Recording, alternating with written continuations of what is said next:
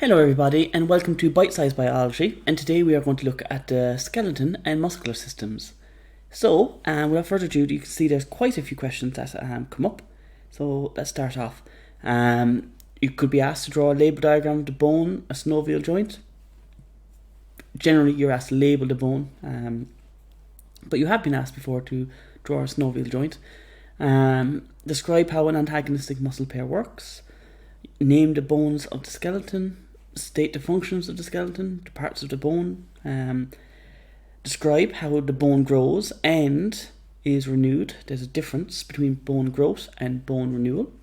Definitions as usual. The regions of your vertebrae and their bone numbers. So like that, your vertebrae is your spine and how many bones are found in each section, each region of your spine. To be able to compare and contrast different types of joints, the difference between tendons and ligaments. And finally then, to describe a cause and treatment of a named musculoskeletal disorder. I chose arthritis for that, but you may have picked other ones like osteoporosis or whatever, so whatever suits you guys. Okay, let's get started. 2019 came up recently enough, and it was a tricky enough question. So you're asked in this case here to give two functions of the skeleton. I gave more than two now. I said movement, protection, support, production of red blood cells. Okay. I often like giving more for that, because a lot of students will say different ones for those. So movement, protection, support, production of red blood cells. Name the two main parts of the appendicular skeleton to which limbs are attached. Okay. So I said the two main parts there, and the appendicular skeleton. Okay, so that's really going to have to be where your shoulders are and your pelvis. Okay, so where the legs are attached to the hips and where the arms are attached to the torso, by the shoulders. Name two types of bones that make up the foot. So you do need to know a certain amount of bones, names of bones. So this was the feet. So the tarsals, the metatarsals, the phalanges, are also known as the digits. To be honest, they're really just learning off. So the tarsals, metatarsals, phalanges, also known as the digits. What is meant by the term antagonistic muscle pair? Now this question comes up quite frequently. Okay, the last two questions don't come up that often. This was particularly tough, I must say. So what is meant by the term antagonistic muscle pair? Okay, it is two muscles that work with opposing actions. You must have that word by word perfect. Two muscles that work with opposing actions.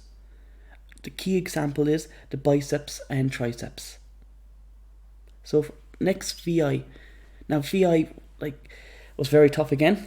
How do I explain it? So basically, before when we're asked to you can just say, like, for instance, describe how an antagonistic muscle pair works. So you say the biceps contract and the triceps relax. Okay, which causes the arm to be raised.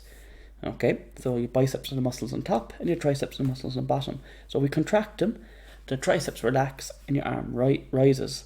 Now, generally that was fine, but in 2019 they asked you to describe in full. So you also had to refer to the biceps then relaxing and the triceps contracting and the arm straightens. Okay, so you needed both points here to get full marks. Okay, so very tough year 2019 for this one here, for sure. Okay, 2017 was a bit nicer. Okay, this is the first time that the regions of the vertebrae were ever asked. So there are 5 in total. You were asked only though to name 2 of those regions and state how many bones are found in each of those named regions. So look, I just did all 5 there to show you. I can't even pronounce half of them, to be honest. I do know the spellings for the last 2, the sacral and the coccygeal, whatever, can be spelled differently. Okay, so don't worry about that. If you're looking at marking schemes and stuff like that. But the numbers of the bones are correct.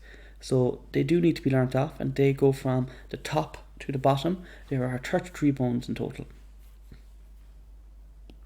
So yeah, that was the first time anything to do with the regions were really brought up in biology. I'm not sure how well that was answered. As a guess, I'd imagine fairly poorly.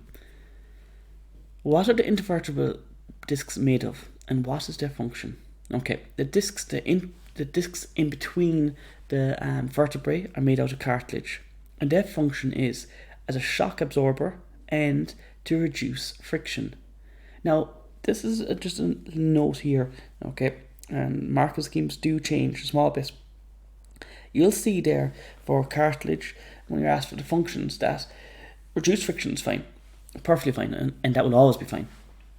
But in some marking schemes in the past, they used the word prevent friction. Well, and you'll see now in the newer marking schemes, I think this is one of them, 2017, that the word prevent wasn't allowed, okay, or wasn't necessarily referred to on the marking schemes, okay. Cartilage doesn't prevent friction, okay, but it does reduce it. There is a difference there, okay. So just be careful of that. So bone tissue is continually broken down and reformed during life. Name the cells that break down bone and name the cells that build up bone. So these are your osteoblasts and osteoblasts. So osteoclasts are catabolic, meaning they break down bone. They're catabolic cells that break down bone.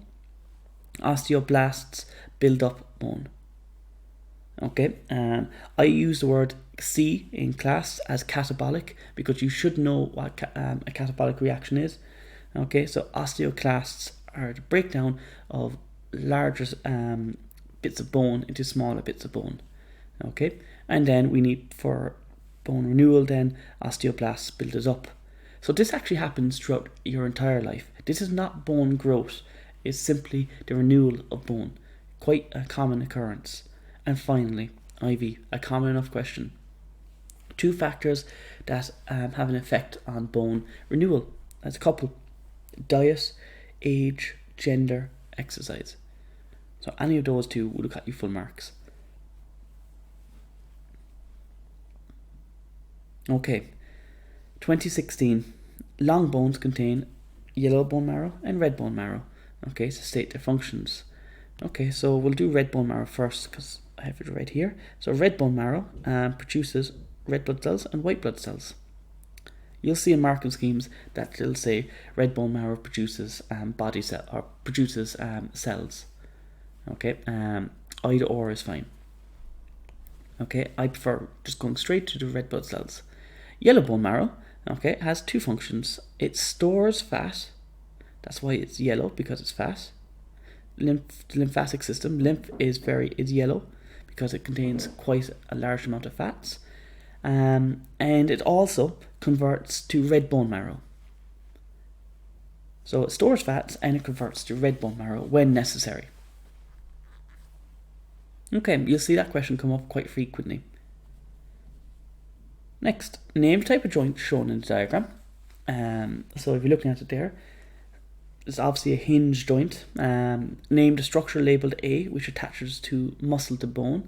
So I always remember the phrase, there must be love before babies. You'd see that in my notes and my presentations there. So T must be, so T is a tendon, and M and B then muscle to bone. So a tendon is the correct answer for that. Okay, explain what is meant by an antagonistic muscle pair. 2 muscles that work with opposing actions. Your biceps and triceps are an example. And that was it for 2014 11A. 2012, you're given a diagram here of a bone, obviously, a long bone, and you're asked to name a long bone. Well, there's 2 that we always go to: the femur, the humerus. But you could have said other ones like the ulna as well. There's a few, and there's more. But the femur and humerus is kind of one, the go-to ones. Name parts X, Y, and Z. So you can see I have quite a bit here now, because I'm giving more than one answer. So let's look at X. X here is referred to as either spongy bone or red bone marrow. So I already told you the purpose of red bone marrow, to make red blood cells. So this is where it's located. This is the internal section of it now. Why, everybody? You could either say the yellow bone marrow, or you could say the medullary cavity. So the medullary cavity is the hollow tube connecting both ends of the bone. Okay, and found inside the medullary cavity is the yellow bone marrow, which converts to red bone marrow when necessary, and it stores fat. Said a lot of students made a mistake on this, so to be careful with this one. A lot of students said Z was cartilage, but you can see here clearly I have cartilage over here. So just to clarify this, cartilage, everybody, is found at the ends of the bone. Okay, like so. Okay, that's this. Okay, it's not found anywhere else besides there. Okay, when we talk about bones, long bones, okay, it's found in between. Cartilage is also found in between the vertebrae, and it is also found in your ear, your nose, are also cartilage. Oh, my battery is running low. Okay, so compact bone was the answer for this one here. So just to be careful with that one there. That compact bone was the correct answer for us. State function of X, state function of Y. We said that already. Red bone marrow makes red blood cells. Yellow bone marrow converts to red bone marrow or stores fat. You should have known that Z over here could not have been cartilage, because you were asked to show clearly in the diagram where you would find cartilage. So this is here, right here at the very ends. And the role of this, again, the same things as always: shock absorber, reduce friction. Okay, let's move on. You're given a longitudinal section of a long bone here. This is 2009. You're asked to label the parts. So A is the head, B is the shaft. They do have fancy names that I actually can't pronounce. I'm not even going to try. You can use those names if you want. It's up to you, but the head and the shaft is fine. C is your spongy bone here. Lots of pores there to make it as less dense as possible, so you know that we can move our bones. They're not too heavy. And D, now D, you could have said, you have to be careful with that D here is pointing towards the ends of us here, so that's your compact bone. It wasn't pointing towards the medullary cavity, so just to be careful with that one. Now, part 2, where are the discs located in the human backbone? I get a lot of my students saying the vertebrae. That's incorrect. Okay, the discs are located in between the vertebrae, so can we please be careful for that? Okay, you must write down in between the vertebrae. What is the function of the discs? Same function as always: shock absorber, reduce friction. Give a role here. You can see the questions are now very repetitive, aren't they? Yellow bone marrow, red bone marrow. Okay, let's move on to question 8.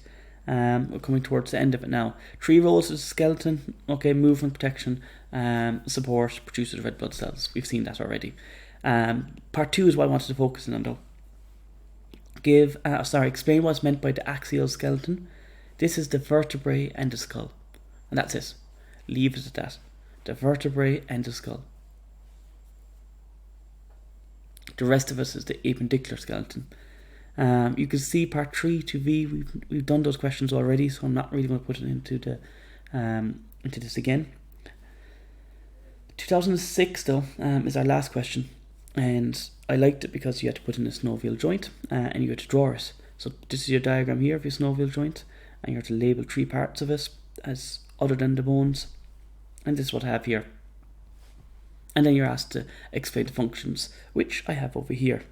I would practice this diagram. It doesn't have to be perfect, okay, at all. Like the muscles here and so forth, like that doesn't have to be perfect. My diagrams for this are shocking, to be honest. But as long as they're labelled well, you'll be fine. Underneath it, name a muscular disorder that we have, and possible cause and treatment. So that's your arthritis. Arthritis is caused by injury, wear and tear, and a treatment then is physiotherapy. So definitely spend a bit more time in the synovial joint in terms of practicing the diagram for us when you're labelling it. And I would always put in the functions when you label it.